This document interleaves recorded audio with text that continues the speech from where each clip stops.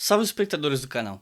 Eu não costumo fazer esse tipo de vídeo falando sobre problemas contemporâneos e a política imediata, porque eu acho que tem vários colegas dentro e fora do YouTube que fazem isso muito melhor do que eu. E eu nunca acho que eu tenho algo suficientemente relevante para ser mais uma pessoa falando sobre o assunto. Mas dessa vez, eu acho que eu posso ser útil. E eu acho que eu preciso falar sobre esse assunto.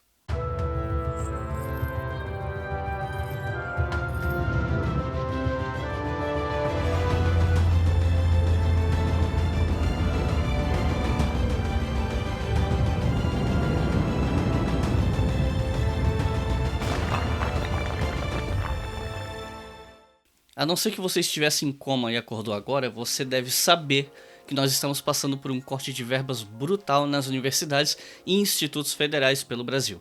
Alguns vão dizer que isso é uma maneira de realocar recursos para a educação básica, o que é uma mentira deslavada porque o atual governo também está cortando verba na casa dos bilhões em repasses para estados e municípios investirem na educação básica. Não é como se fosse a primeira vez que isso acontece. Durante o governo Dilma isso também ocorreu, e assim como agora, naquela ocasião, nós também tivemos protestos e muito incômodo dentro das instituições de ensino. Ocorre que os cortes atuais são muito mais perigosos porque, enquanto os cortes do passado dificultavam os estudos e a pesquisa nas universidades, os cortes atuais inviabilizam a pesquisa e o ensino. Ao menos no passado as instituições ainda conseguiram funcionar, embora eu discorde completamente dos cortes que foram feitos no governo Dilma, mas agora a gente está falando de cortes que vão paralisar os trabalhos nas universidades, já que essa falta de verba vai impedir até mesmo que as instituições paguem segurança para os alunos e para o patrimônio, limpeza, reposição de produtos básicos para convivência, para o funcionamento dessas instituições. Algumas universidades inclusive já avisaram que, se esses cortes perdurarem, elas terão que fechar no mês de agosto, porque vai ser impossível continuar funcionando. E já estão rolando pelo WhatsApp várias imagens falsas, notícias falsas e coisas do tipo, tentando destruir a imagem da universidade pública para as pessoas, do mesmo jeito que aconteceu durante as eleições, quando se espalhou um pânico moral em cima de notícias absurdas como mamadeira de piroca, Haddad apoiando pedofilia, kit gay e outras babaquices. No entanto, mesmo sendo mentiras absurdas, muita gente acreditou. E isso tá acontecendo de novo. Várias notícias falsas, normalmente com foto de gente pelada, estão sendo disparadas pelo WhatsApp e tem gente pagando por esses disparos, como teve durante as eleições. E no meio de todo esse turbilhão, dessa confusão, quem tá fora da universidade se pergunta: o que a universidade faz pela sociedade afinal? As pessoas não sentem que ela dá retorno na mesma proporção que consome recursos, e isso diz respeito à forma como as ciências funcionam.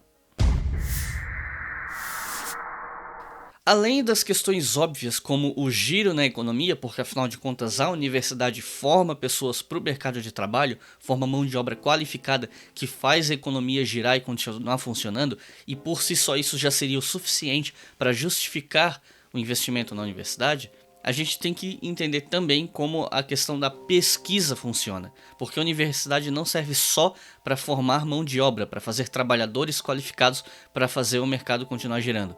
A universidade também tem que gerar pesquisa. Para explicar o funcionamento das pesquisas nas diferentes áreas das ciências, eu sempre uso como referência uma metáfora de uma piscina olímpica. Imaginem que todo o conhecimento humano possível, que a gente pode descobrir a partir de pesquisa, de experimentos, fosse uma grande piscina olímpica que estava vazia nos primórdios da humanidade. Toda vez que alguém descobre algo, mediante pesquisa, experiência ou mesmo reflexão a respeito de alguma coisa, é como se essa pessoa fosse até essa piscina e pingasse algumas gotas nela. Cada cientista, cada pessoa contribui com algumas gotas. De vez em quando aparece algum sujeito excepcional que traz uma descoberta mais bombástica ou formula uma teoria mais precisa ou que faz um diagnóstico social que muda a nossa percepção sobre o mundo em que a gente vive, e esse sujeito contribui naquela piscina com um copo, às vezes com um balde de água inteiro, não apenas algumas gotas. Mas esses sujeitos são poucos. E aí vem um problema. A gente está acostumado a valorizar os excepcionais. Isso acontece praticamente em todas as áreas, não só nas ciências. Isso acontece nas artes, nos esportes. Os melhores são exaltados e lembrados. Mas mesmo os excepcionais, os melhores, dependem de outros sujeitos que vieram antes e que continuam aparecendo, dando base para que eles brilhem. E isso acontece nas ciências também. Boa parte das pesquisas que nós fazemos nas universidades são pesquisas que, sozinhas, têm pouco impacto na sociedade. Só que nenhum pesquisador trabalha sozinho. A gente está sempre dialogando com descobertas que outras pessoas que vieram antes de nós fizeram, e o que a gente descobre ou conclui pode ajudar pesquisas que vão vir no futuro. Grande parte do trabalho científico consiste em falhar, em errar, testar hipóteses e ver se elas dão certo ou não. Eu vou citar o exemplo da área da saúde, que é o mais fácil para as pessoas entenderem. Recentemente, talvez vocês tenham lido notícias falando que uma possível cura da AIDS foi testada em alguns poucos pacientes e funcionou. Ela ainda está em fase de teste, provavelmente os pesquisadores estão avaliando a efetividade dela a longo prazo, efeitos colaterais, entre outras coisas.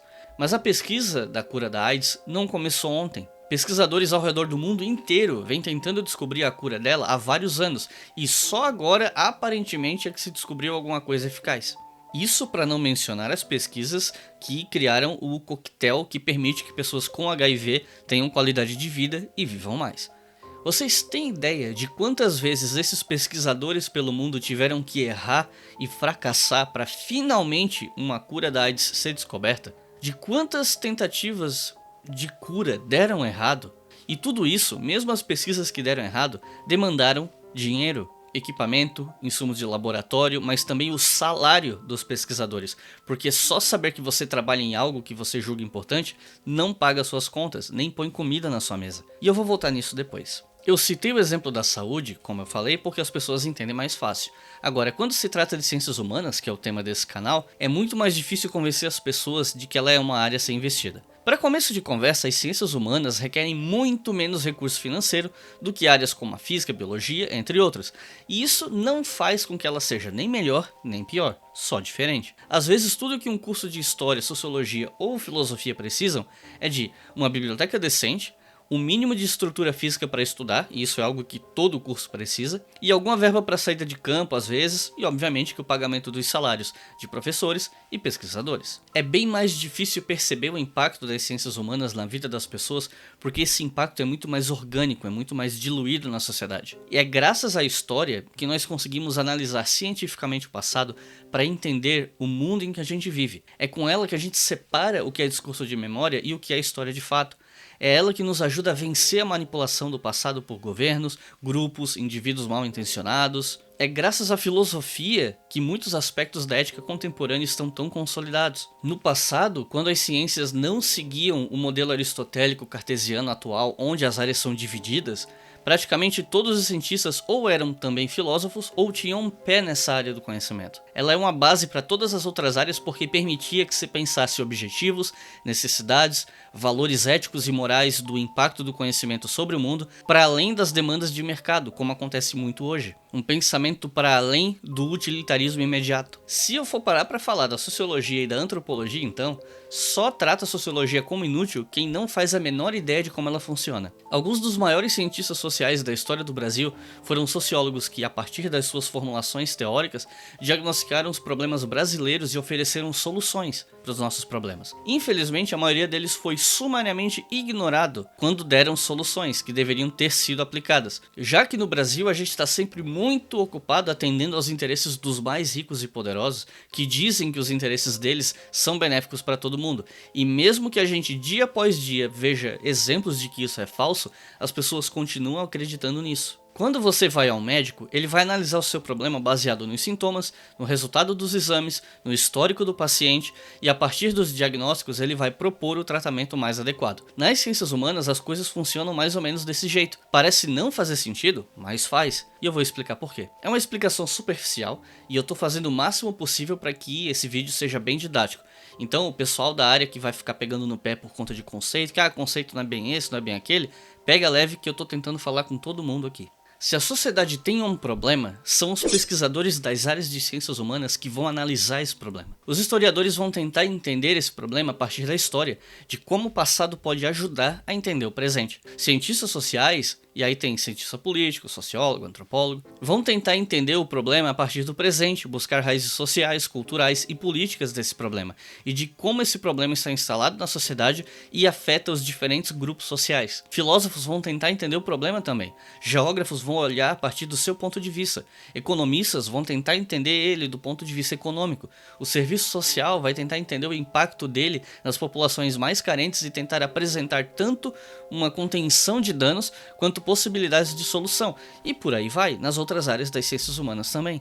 Quer um exemplo? Foi a partir das ciências humanas que nós conseguimos hoje entender o legado da escravidão para o Brasil contemporâneo, não apenas para a população negra, embora principalmente para ela, mas para o país como um todo. Atualmente, o autor mais popular a tocar nesse assunto é o sociólogo Gessé Souza, que vendeu livro pra caramba e fez dessa discussão algo mais popular, fez chegar a muita gente. Mas ele pôde escrever isso porque antes dele, vários outros sociólogos, historiadores e afins pesquisaram o assunto e inclusive formularam essa hipótese que hoje ele populariza. Pessoas que foram entendendo esse problema e o impacto que ele tem nas nossas vidas. Gilberto Freire, Florestan Fernandes, Milton Santos, Darcy Ribeiro, Caio Prado Júnior. Eu tô citando aqui só uma galera mais conhecida, os que tiveram impactos profundos em como a gente entende o nosso país. Eles são os caras que chegaram na tal piscina do conhecimento que eu falei e despejaram um balde de água inteiro. Mas antes e depois deles, nós temos vários pesquisadores contribuindo com as suas gotas. Às vezes, uma pesquisa que parece pouco relevante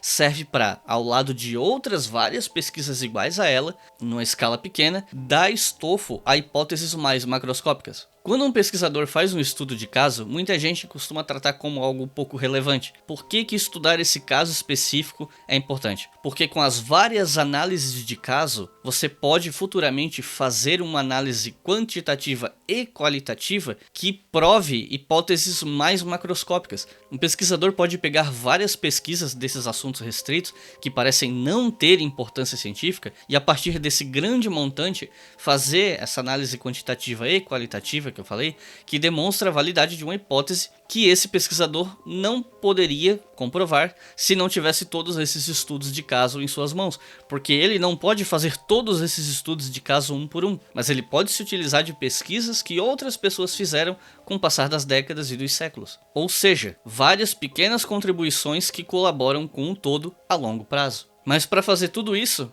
ele precisa receber.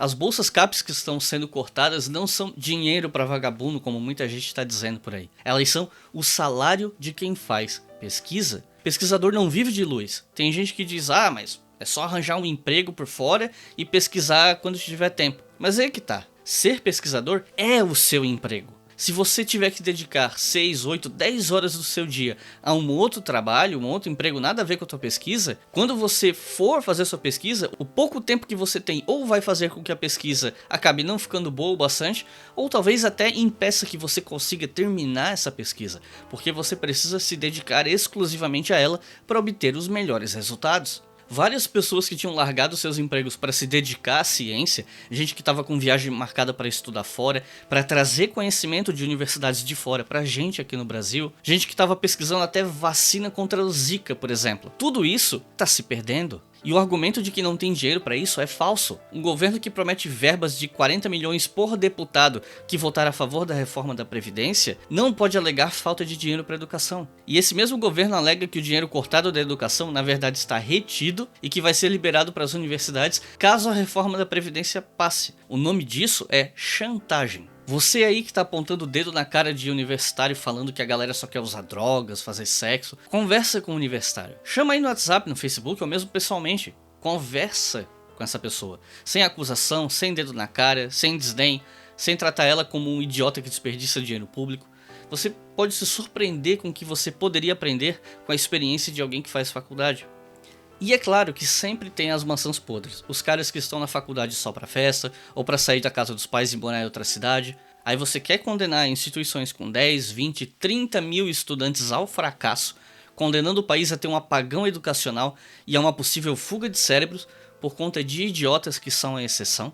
porque você recebeu uma foto de umas mulheres peladas com gente dizendo que foi numa universidade brasileira, desce aqui na descrição desse vídeo que você vai encontrar o link do eFaças desmentindo todas essas fotos que estão rolando pelo WhatsApp como se fossem nas universidades do Brasil. Melhor ainda, pega esse link e compartilha nos teus grupos de WhatsApp onde estão falando que a universidade é um antro de drogas e sacanagem.